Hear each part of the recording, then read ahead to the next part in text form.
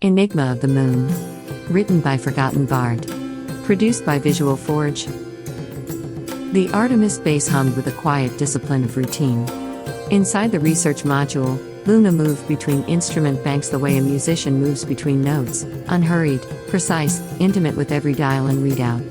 She dragged her fingertip along a seismic display, watching the lunar surface data scroll in amber columns across the screen, and pressed her palm flat against the cold glass as if listening through it. Dr. Mira sat at the far end of the module, her magnifying loupe pressed to a fragment of the regolith sample, turning it slowly between her fingers. She had been doing this for 30 years across 3 different missions, and the patience in her movements showed it, each rotation deliberate, each pause meaningful. Ethan came in from the airlock, still unclipping his helmet, setting it down on the equipment bench with a resonant clang that broke the quiet. He had been outside running a maintenance sweep on the southern antenna array, and the fine gray dust of the lunar surface clung to every crease of his suit. It was Luna who found the anomaly, at 0340 lunar station time, when the rest of the module had gone dim and quiet. She had been running a deep pulse seismic scan, a side project, technically outside her assigned work, when the readout produced something that shouldn't have been there. A cavity. Not a lava tube, not a natural void, the geometry was wrong for that. The walls registered as too uniform, the depth too exact, the shape too deliberate. Mira studied the readout for 11 minutes without speaking. She cross-referenced it against geological surveys going back to the Apollo era, running her finger down printed columns while the screen glowed in her glasses.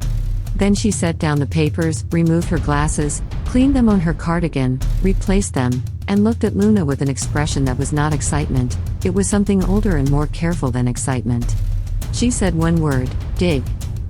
By the time the lunar sun had shifted 2 degrees across the sky, all 3 of them were outside.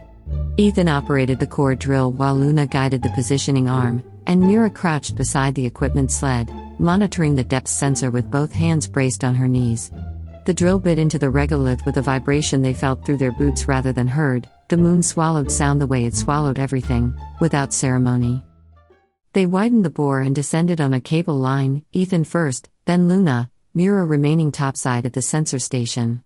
The descent took less than a minute, but it felt longer. The walls of the borehole were smooth and pale, the darkness below absolute until Ethan's helmet light cut through it and illuminated what was waiting.